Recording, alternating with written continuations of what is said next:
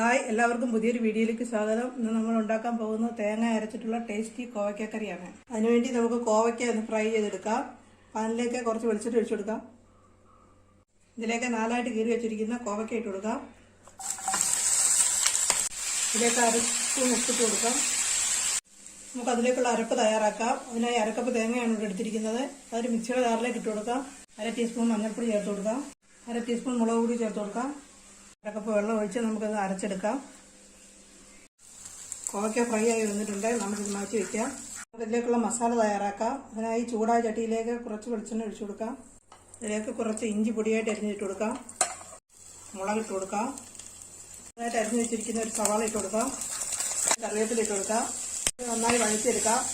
സവാള ഫ്രൈ ആയി വന്നിട്ടുണ്ട്. നമുക്കിതിലേക്ക് ഒരു ചെറിയ തക്കാളി അരിഞ്ഞിട്ട് കൊടുക്കാം. തക്കാളിയൊക്കെ ഉടഞ്ഞു വന്നിട്ടുണ്ട്. നമുക്കിതിലേക്ക് നേരത്തെ തയ്യാറാക്കി വെച്ചിരിക്കുന്ന അരപ്പ് ചേർത്ത് കൊടുക്കാം. ഇതിലേക്ക് ഗ്രേവിക്ക് ആവശ്യമായിട്ടുള്ള വെള്ളം കൂടി ഒഴിച്ചു കൊടുക്കാം.